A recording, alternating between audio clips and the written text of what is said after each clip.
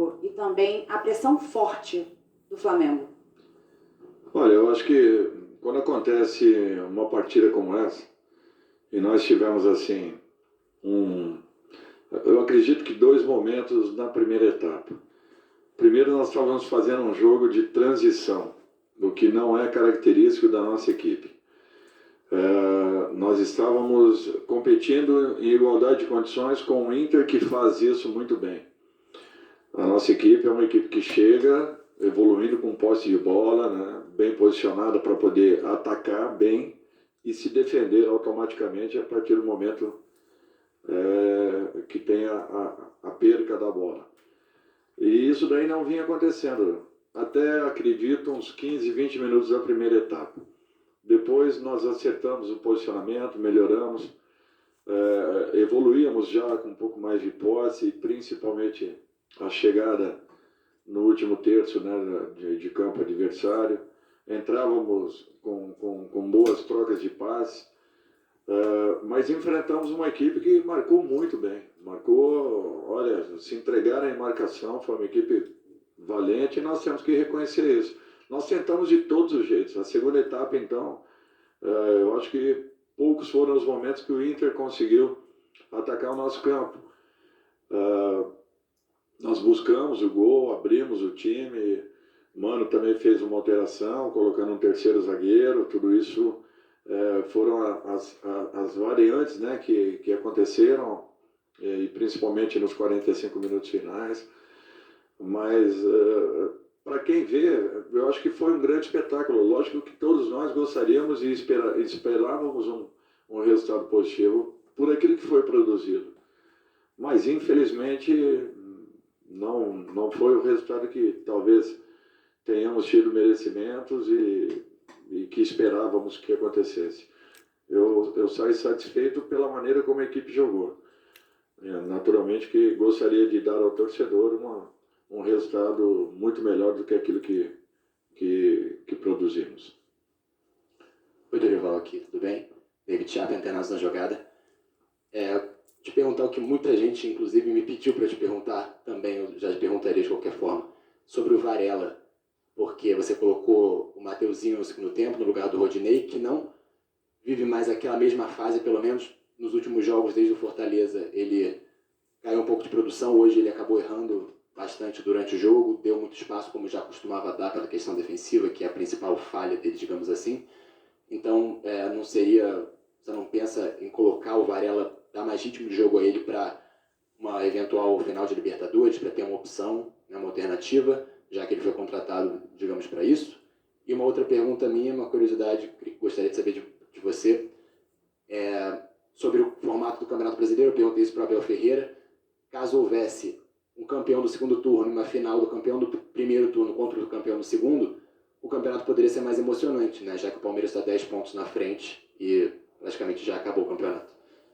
Bom, eu acho que o substituto imediato do Rodney, principalmente no momento em que ele conseguiu um crescimento e por merecimentos ele vinha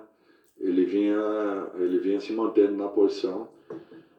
O seu substituto imediato era o Matheus, que vinha fazendo também excelentes partidas e vinha merecendo, inclusive, uma oportunidade de uma luta, de uma briga ali direta com o Rodney.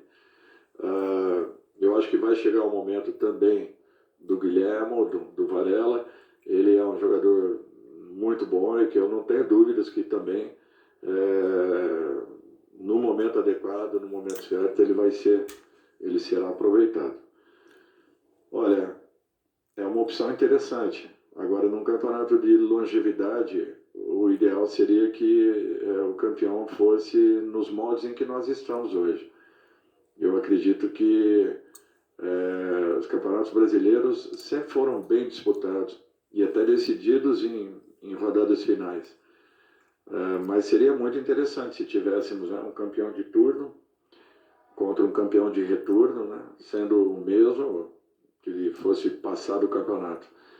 Mas eu acho que seria uma motivação a mais. Porém, eu penso que num campeonato como o nosso, né, é natural que a melhor campanha talvez prevaleça e seja meritório por aquilo que foi alcançado ao longo de toda a competição, e o Palmeiras esse ano tem feito uma campanha brilhante. Primeiro tempo, que assim, o Flamengo criou bastante oportunidades diante de uma equipe que estava muito bem postada defensivamente, mas teve muito errinho ali na entrada da área, assim, erros que pareciam falta de... Não sei se é falta de concentração a palavra, até prefiro que você responda muito melhor, mas o que você acha? Porque o Flamengo errou bastante, o próprio Ribeiro, que vive um excelente momento, errou bastante passe. Você acha que tem a ver com concentração por conta da distância do Palmeiras? O Flamengo ainda luta por bastante coisa no campeonato, tem questão de premiação, G4. E só mais uma questão em relação à postura defensiva do Inter. Você acha que, diante de toda essa marcação tão bem feita por eles, torna-se um vestibular para as partidas contra Corinthians e Atlético Paranaense? Obrigado. Olha, eu acho que nós cometemos um erro no primeiro período, que foi nós tentarmos jogarmos demais por dentro. Jogamos primeiro com essa transição desnecessária, porque uma equipe, para que ela se sinta confortável atacando, ela tem que estar bem posicionada para que inicie o seu sistema defensivo já no campo, no seu campo de ataque. Pelo menos essa é a conjuntura e essa é a organização que nós sempre cobramos para que nós possamos atacar bem, já iniciando a nossa defesa. E isso não vinha acontecendo, o jogo vinha ficando muito franco. Nós tínhamos ataques de um lado e do outro. Em muitos momentos nós realmente nos aproximávamos, tentávamos as trocas de passe, o Inter muito bem fechado, né? Afunilava muito a sua marcação, trazia praticamente e congestionava o setor com 4, às vezes 5 homens, e dificultou consideravelmente o nosso sistema de ataque. Nós não fomos felizes hoje, principalmente na bola que pifaria, né, um companheiro que o colocaria na frente do goleiro adversário. Eu acho que isso daí também foi corrigido. No segundo tempo nós tivemos ótimas trocas. Que o Inter não se expôs em momento nenhum, e principalmente na segunda etapa ainda mais. Nós tivemos momentos que eles estavam com uma linha de 6 em cima da linha de grande área. Então, eu acho que isso tudo são dificuldades naturais. Os jogos com Atlético e Corinthians, eu acredito que serão completamente diferentes. Para mim não servem não como um vestibular.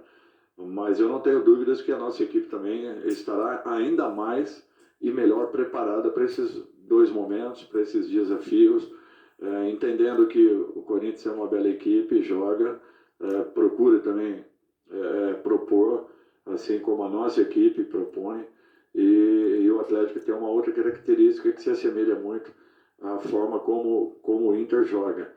Mas é natural que cada partida tenha uma história, e cada momento, cada situação, tudo aquilo que aconteça nos 5, 10, 15 iniciais, pode mudar todo esse contexto, né? De uma equipe marcar muito bem, de repente tomando um gol, fazendo um gol, ter que se expor ou defender ainda mais. Então, tudo isso aí vai muito daquilo que será esse momento inicial, né? Que eu acho que os 30 minutos iniciais dirão o que poderá vir a ser uma partida jogada, uma decisão em apenas uma partida. Jornal Pequeno, São Luís do Maranhão. Queria fazer uma pergunta em relação à parte mais posicional de alguns jogadores que a gente vê no Flamengo. A gente tem hoje no elenco do Flamengo um centroavante que é referência, jogador de seleção brasileira, matador, jogador de área, e a gente vê que as jogadas não chegam ao centroavante como deveriam. Eu queria perguntar em relação ao posicionamento do Cebolinha, que é um atacante de lado que deveria dar mais profundidade, né, às jogadas. Por que ele não faz tanto as jogadas de linha de fundo? O que falta para o Cebolinha executar essas jogadas de linha de fundo para poder realizar mais chances para o Pedro fazer os gols? Inclusive, quando ele realizou a jogada contra o Bragantino, logo que ele entrou no jogo contra o Bragantino, ele fez a jogada de linha de fundo e o Pedro finalizou. E eu vejo que hoje o Cebolinha é muito cobrado justamente por falta essa profundidade, vamos dizer assim. Ele para muito ali na jogada, na entrada da grande área, e faz a jogada mais para o meio. Eu queria entender um pouquinho do posicionamento do Cebolinha? Olha, primeiro que o Pedro fazer o número de gols que ele fez é porque as jogadas têm chego no Pedro com muita frequência.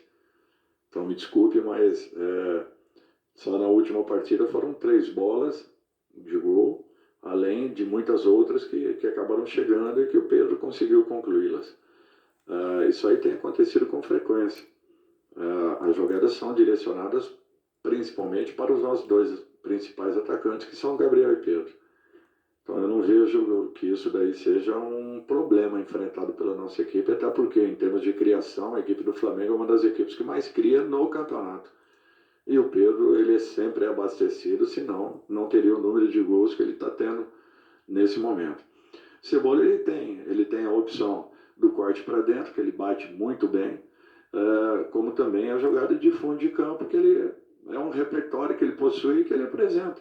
Tem momentos, como o Busto, que o conhece muito bem, talvez tenha tido um pouco mais de dificuldades. Mesmo assim, ele tentou jogar